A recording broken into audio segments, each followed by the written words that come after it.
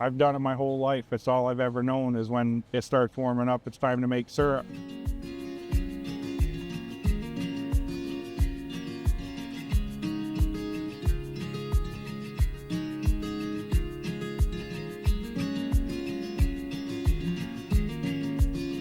Well, first of all, my grandfather, he's my role model, and he'll always be the person I look up to the most.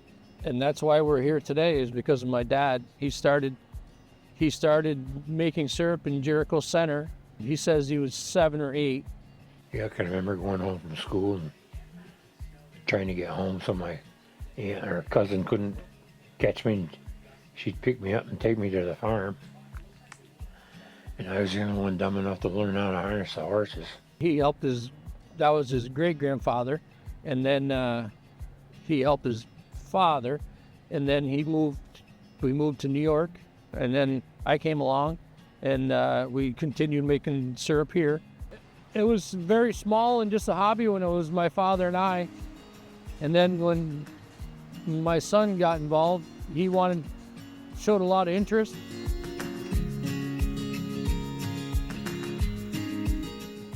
Oh, we had about 1,900 taps, and it was, like my father probably said, it was a hobby. We did it for fun, and every school year in the winter, if I wasn't in school, I was in the woods or I was in the sugar house. There was a lot of nights where I'd leave school and I'd come here and I'd boil right through the night and I'd be right back at school the next morning. It was about freshman year when I told my dad that the snow was deep that winter, and I said, why do we do this for fun? Why don't we go somewhere with it? And he said, if you want to grow, then let's grow. We started off with one sugar bush about 20 minutes from here, and we put in our first edition. We got a truck to haul sap, and we were at about 4,000 taps in, which we thought we were big time in it. And after that, it just kept falling into place, one more woods after another. And now this year we're boiling just shy of 18,000 taps. If he keeps going the way he wants, he's going to probably double a few more times. But as far as where we are now, I never thought I would be making the syrup we do now. When I was boiling with my dad, I mean, if we made 2 gallons of syrup an hour, I said, that was pretty good, you know? So we've come a long way.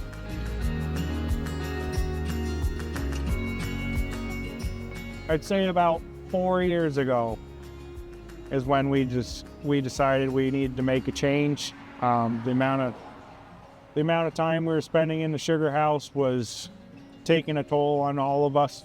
Then you'd slack in the woods the next day, and that's when we decided we got to be more efficient everywhere.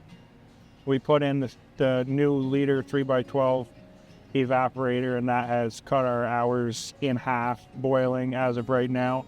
And then all of a sudden, we couldn't concentrate the sap fast enough to put it through the rig because we were making syrup too fast. So we bought the H2O 6-post and to run in sequence with our 3-posts, and it has been a flawless process. Everything runs smooth. You don't wait very long for sap, and now we can keep up with our evaporator, and we can make about 75 to 85 gallons of finished syrup an hour. Finally went to the 20-inch H2O filter press, and it's been nothing but a machine putting syrup into a barrel. It saved a lot of papers, and it saved a lot of time for us staying after trying to get all the syrup through. And now we can just shut the rig off, clean up, and shut the lights off and go home. And the service has been pretty good. I've had several visits on Sunday even when we were broke down or needed something. So that's pretty important. It's a short season, especially growing as we are, because it's hard to know exactly what we need and where we're headed and how much we're going to need. These guys have no idea. It's simple, now. You tap the tree and they got freaking sap runs right to the sugar house or into a tank, and you pump it and take it to the sugar house. So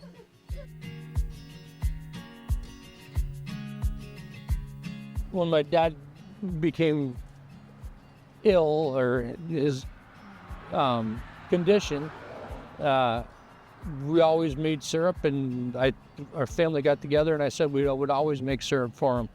So we continued just to do it, and he watches out. He's got a chair right there in the sliding glass window, and he watches, and he's been feeling better, so now he's out here quite often.